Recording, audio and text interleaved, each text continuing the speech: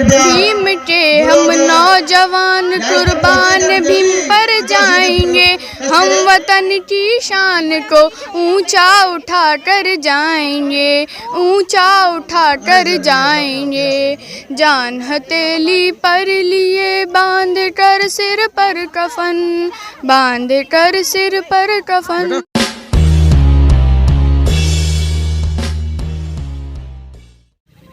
त्याग मूर्ति माता रमाबाई का 123वां जन्मदिवस और मैं पहुंचा हूं इस ऐतिहासिक दिन पर उत्तर प्रदेश के मैनपुरी में। एटा मैनपुरी नाम से मशहूर है ये जगह। मैनपुरी में हम पहुंचे हैं।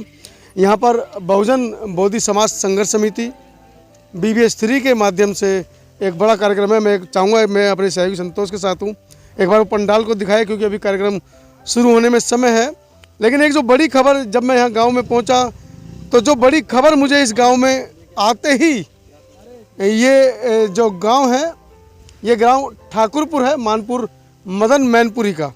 इस गांव में जब मैं पहुंचा हूं तो आते ही सबसे पहले मुझे आकर्षित किया गांव के अंदर जो जागरूक हमारा युवा है। आप देख रहे हैं मेरे कैमरे, मैं चाहूँगा संतोष संवेश दिखाई जरा इस पूरे युवाओं की टीम को जो आज के इस ऐतिहासिक कार्यक्रम को यहाँ पर कर रहे हैं। और साथ ही साथ जो एक बड़ी चीज़ मैं अपने दर्शकों को यहाँ पर दिखाना चाह रहा हूँ, आप लोगों ने भीम आर्मी के उदय की खबर सुनी, कैसे छुटमुलपुर गांव में ग्रेट चमार का बोर्ड लगा और उस एक बोर्ड ने विश्व की राजनीति को प्रभावित किया, अनुसूचित जाति जनजाति समाज को प्रभावित किया और कहीं ना कहीं भीम आर्मी ने भारत ही नहीं, राष्ट्रीय नहीं, अंतर्राष्ट्रीय स्तर पर भी ख्याति प्राप्त की।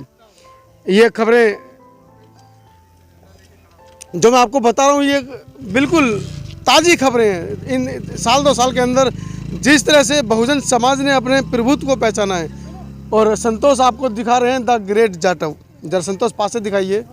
जय भीम जय Bharat, the great Jatav doctor Bhimrao Ambedkar ग्राम ठाकुरपुर मानपुर आपका हार्दिक अभिनंदन करता है। इस बोर्ड को देखकर जो एक अनुभूति होनी चाहिए थी एक समाज सेवी के रूप में और एक पत्रकार के रूप में, मुझे वो हुई, एक दलित पत्रकार के रूप में। आइए बात करते हैं इस बोर्ड के पीछे छिपे इतिहास की। सर परिचय दीजिए अपना। मेरा नाम अशोक कुमार गौतम है और मैं मैनपुरी रहता हूँ। ये गांव जाटवों का टोटल जाटवों गांव है। पीछे आइए सब लोग।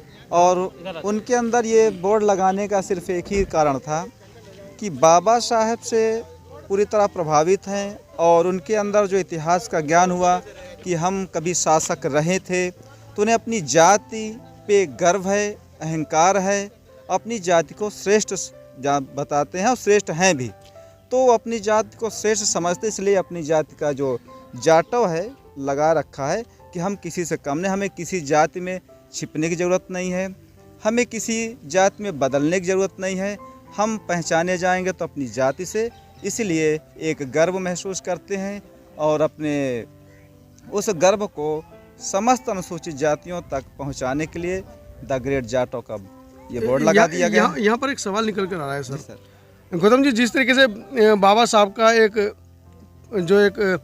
बाबा साहब ने महाराष्ट्र में एक सभा के लिए जाति तोड़क मंडल के लिए जो अपना एक लेक्चर तैयार किया था, हालांकि उस सभा को ही कैंसिल कर दिया गया था क्योंकि बाबा साहब ने कहा था कि मैं अपने इस लेक्चर का एक शब्द भी परिवर्तन नहीं करूंगा। तो कहीं ना कहीं एक बहुत बड़ा संदेश था। बाबा साहब जाति तोड़ना चाहते थे, जाति को ख़त्म करना चाहते थे। जी सर। कहीं ना कहीं हमारे समाज में आपको नहीं लगता कि जिस तरीके से हम जातियों के ऊपर घमंड करेंगे, जातियों के ऊपर हम एक अपने ऊपर अभिमान करेंगे, तो कहीं ना कहीं बाबा साहब को हम धोखा देने वाली बात आती है? नहीं जी सर, बाबा साहब कुछ समय परिस्थितियाँ कुछ और थी, मगर जब से बाबा साहब ने, उससे पहले रविदास कबीर भी जाति तोड़ने का कार्य किया था, मगर क्या जातियाँ तोड़ पाए? नहीं तोड़ पाए। तो हमें पूरे भारत में जो अनुसूचित जाति है किसी नाम से तो पहचाना जाना चाहिए ना पूरे भारत में।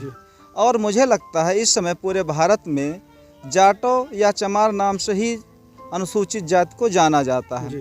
तो अगर हम किसी के समतुल्य खड़े हो रहे हैं, सवर्णों के समतुल्य खड़े हो रहे हैं, तो वो एक जाटो ही है। नाम से, नाम की बात करता हूँ, जाटो मीन्स सिर्फ जाटो नहीं मैं समझता हूँ, समस्त एससी जाति को समझता हूँ क्योंकि हम देखते हैं कहीं ना कहीं छिपते रहते हैं जाति बदल के।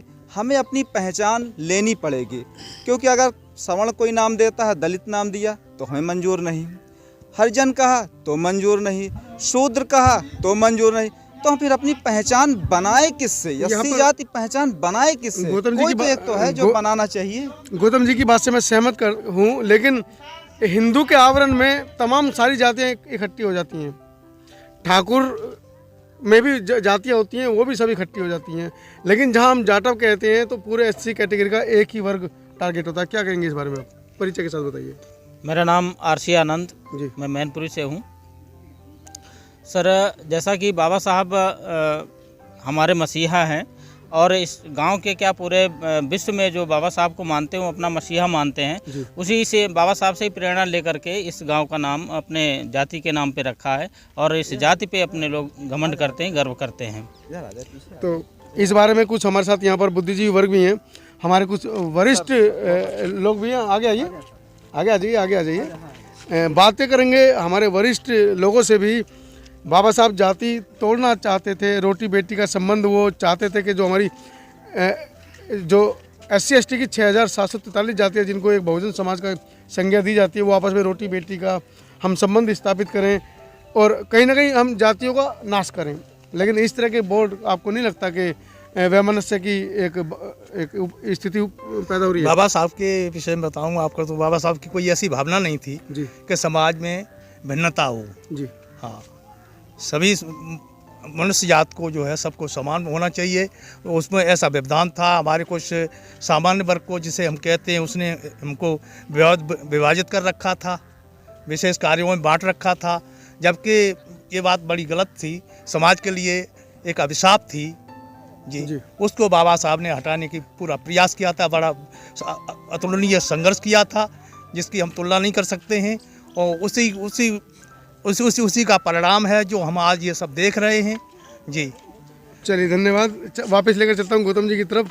गौतम जी, आज का ऐतिहासिक कार्यक्रम आप लोग कर रहे हैं, तो गांव ही क्यों आपने चुना और वो भी मानपुर ही क्यों चुना कि 123वीं जो जन्म जयंती आप मना रहे हैं माता सावित्रीबाई फुले की, आप गांव में करें?